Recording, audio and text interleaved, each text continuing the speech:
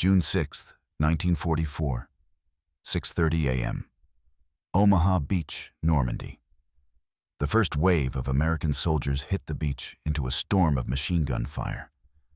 Bullets churned the water. Men fell before they even left their landing craft.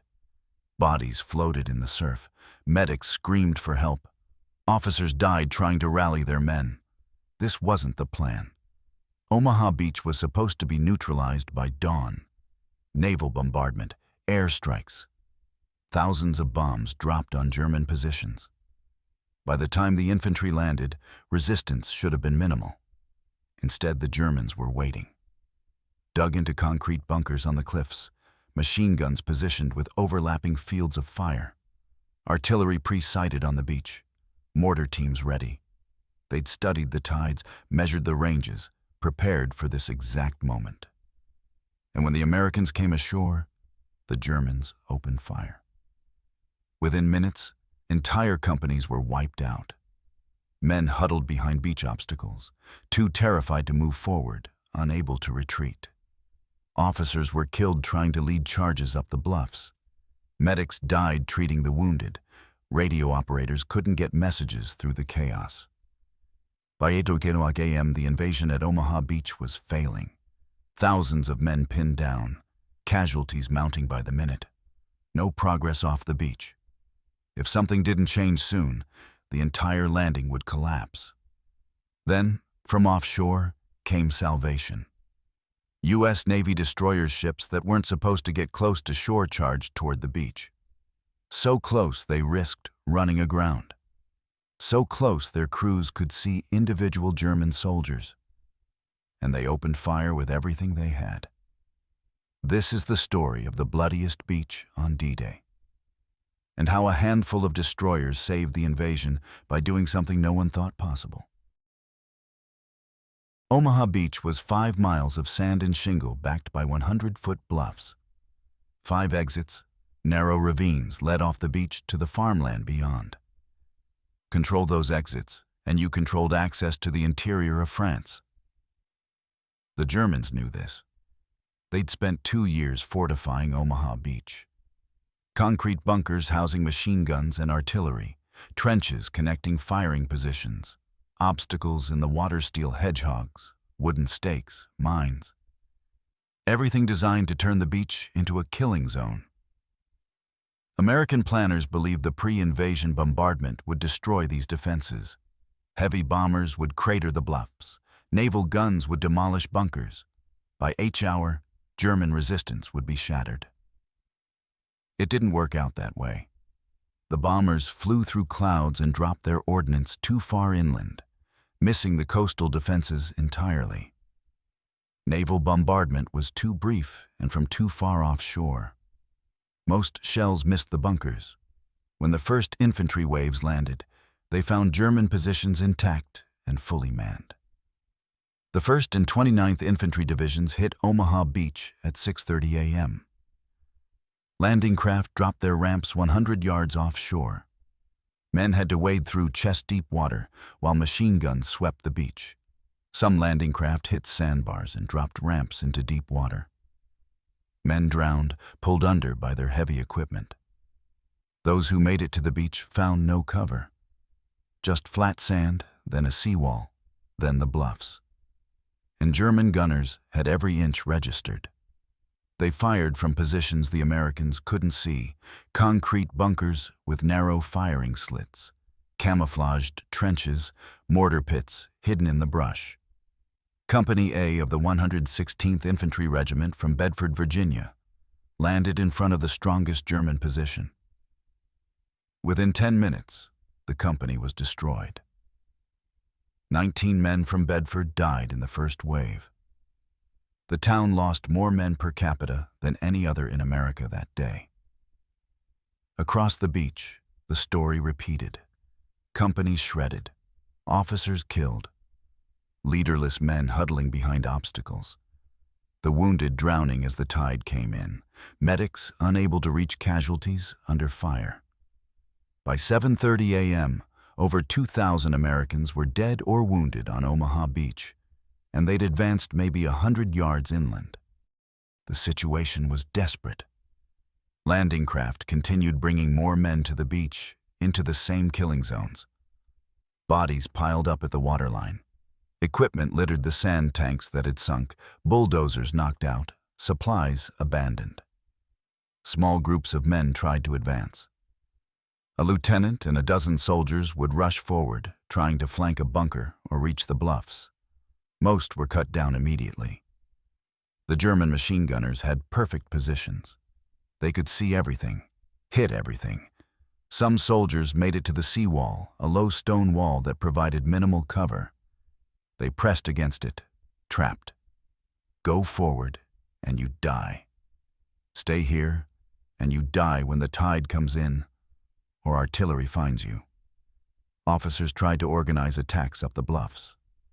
Brigadier General Norman Cota, deputy commander of the 29th Division, walked the beach under fire, rallying men.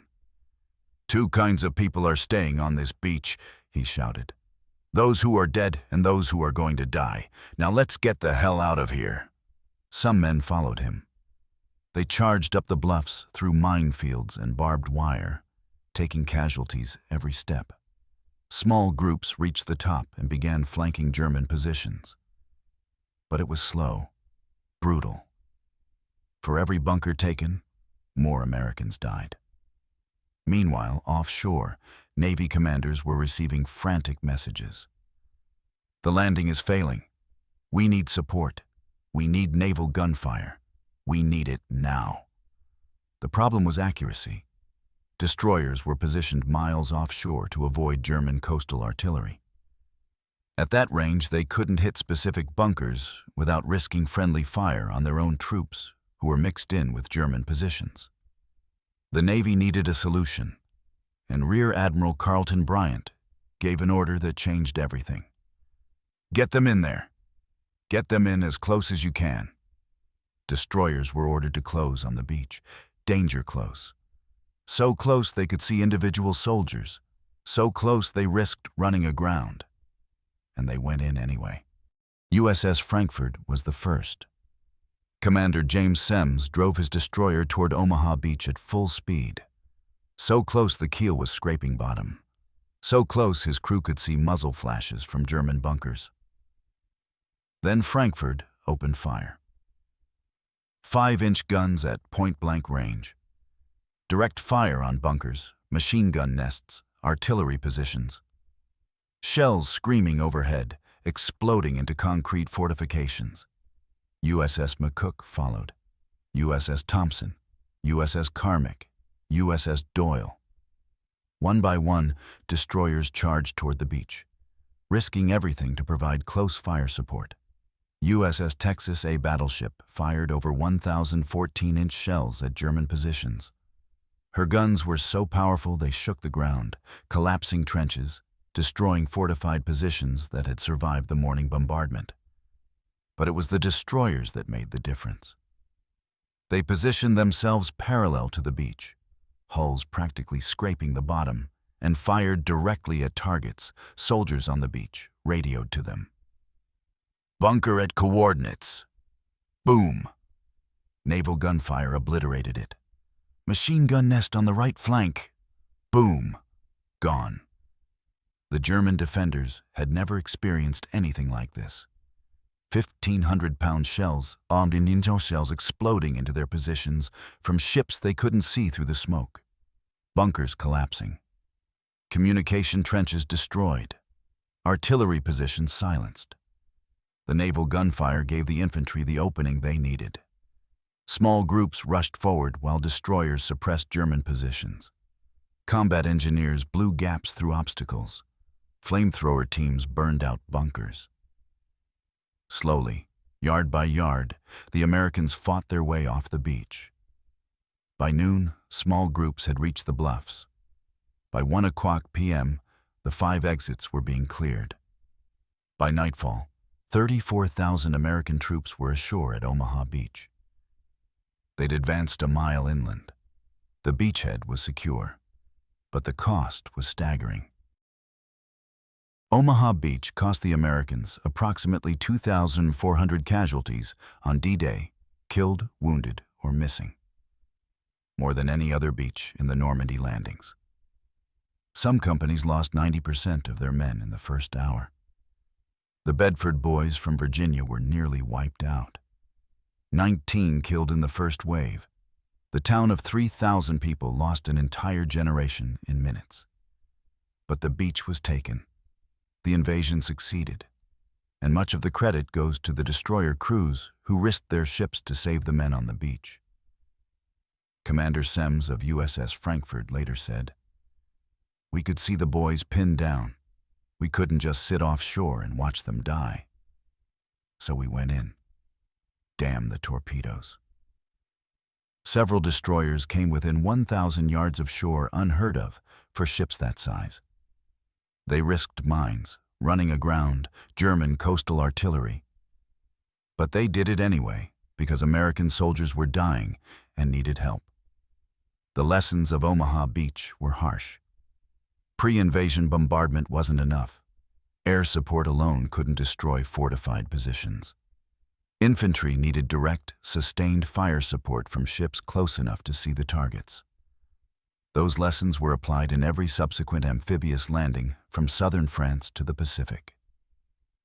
Naval gunfire doctrine changed. Destroyers learned to operate in shallow water, providing pinpoint fire support for troops ashore. Today, the bluffs above Omaha Beach are quiet. The bunkers remain silent monuments to the battle. The American cemetery overlooks the beach. 9,387 white crosses marking those who died in Normandy. But on June 6, 1944, German machine gunners turned Omaha Beach into a slaughter. The invasion was failing. Thousands of men were dying. Then destroyers charged the beach at point-blank range and blasted those positions to rubble. They saved the landing, saved the invasion, and helped win the war. Omaha Beach was the closest D-Day came to failure. And it was won by soldiers who refused to stay pinned down and sailors who refused to let them die alone.